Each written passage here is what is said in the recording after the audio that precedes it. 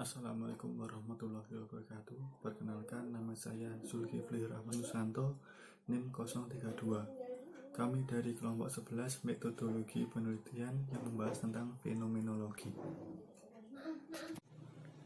Perkenalkan, nama saya Nawang Kandini, NIM 020. Saya Azrin Nafila Zain, NIM 007. Saya Ines Eka Istiqomaro, NIM 037. Pengertian fenomenologi.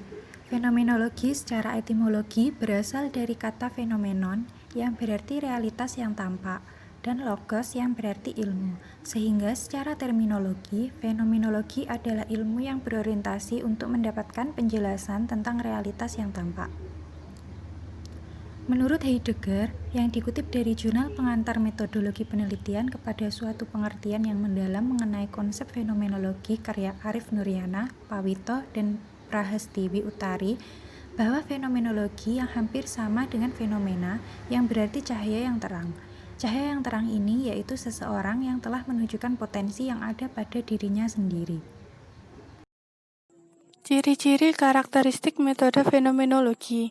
Ciri-ciri metode fenomenologi yaitu yang pertama, mengacu pada kenyataan.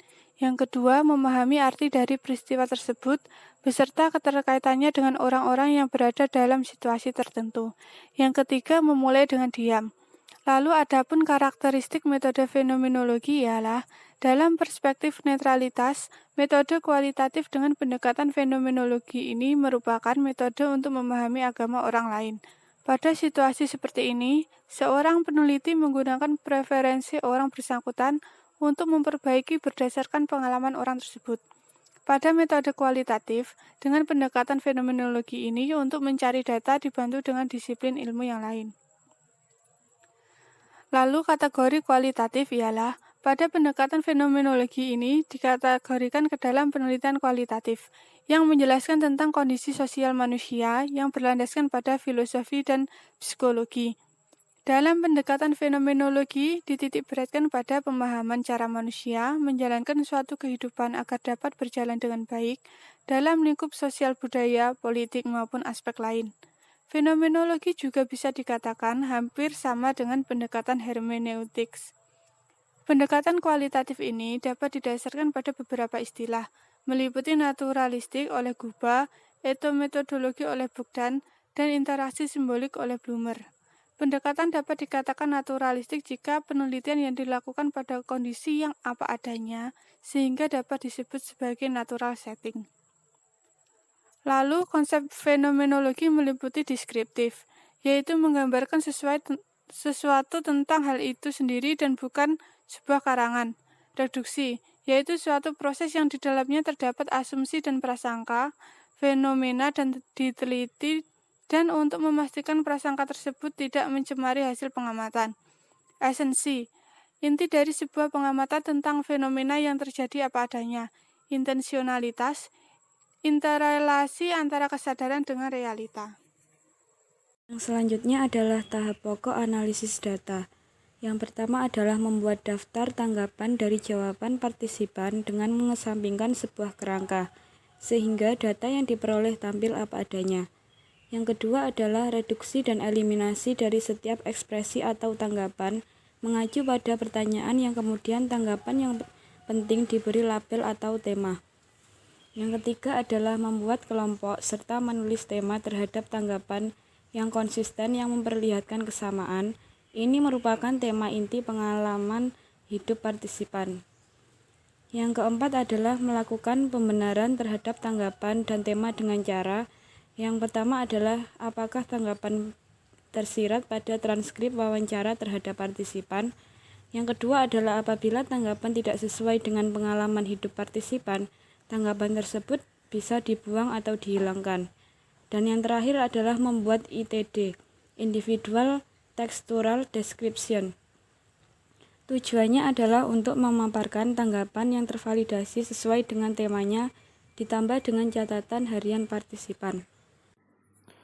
Oke, selanjutnya yaitu langkah-langkah penelitian fenomenologi. Yang pertama yaitu fenomena yang dikaji dalam kajian kualitatif. Yang kedua, analisis harus sama dengan fenomena yang ada dalam kajian fenomenologi. Apakah seseorang dapat mengartikan simbol atau kode dalam kesehariannya? Untuk seseorangnya ini orang yang teliti, apakah dia dapat mengartikan simbol atau kode-kode dalam kesehariannya? Terus yang ketiga, harus sesuai subjek yang telah ditentukan. Yang keempat, pengumpulan data melalui turun ke lapangan. Untuk turun ke lapangan ini wajib, karena apa? Kita mendapatkan data itu lebih real. Terus yang kelima, mencatat apabila ada data yang sama dengan kajian fenomenologi dan memfotonya. Terus yang keenam, analisis data. Terus yang ketujuh, penulisan laporan tentang fenomena yang terjadi tadi, yang ada di lapangan maupun di sekitar sekeliling kita.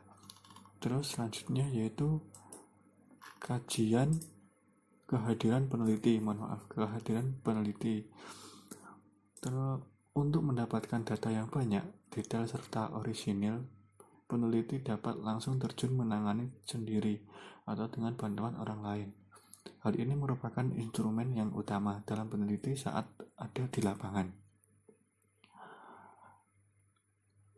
Menurut Sugiono, dalam buku Sugiono mengungkapkan bahwa peneliti kualitatif dapat disebut sebagai human instrument yang berfungsi menetapkan fokus apa yang diteliti, yang dapat memilih informan sebagai sumber data, melakukan pengumpulan data, menilai kualitas data, menganalisis data, menafsirkan data, serta membuat kesimpulan atas apa yang telah ia teliti dan ia temukan. Terus ada pula kelebihan atau manfaat yang bisa didapat dari kehadiran peneliti. Sebagai instrumen peneliti diantaranya adalah subjek akan lebih tanggap.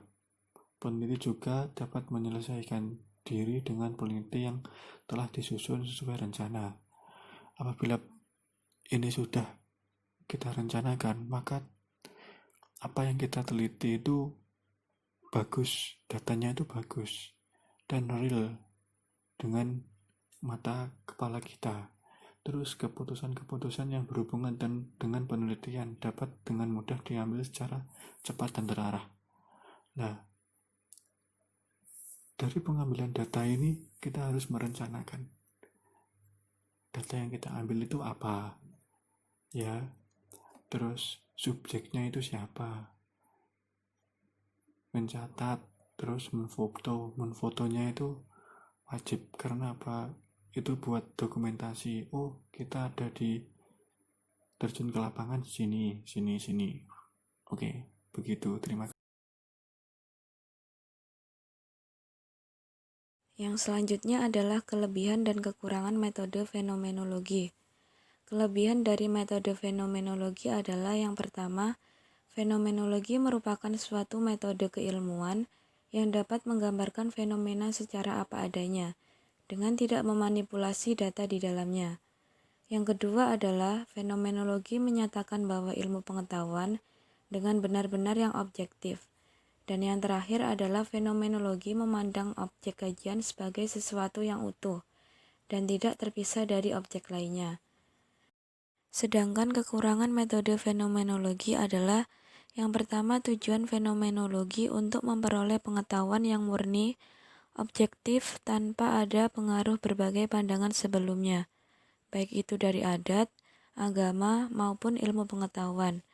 Dan yang kedua adalah pengetahuan yang diperoleh tidak bebas, nilai atau value free, akan tetapi bermuatan nilai atau value bound.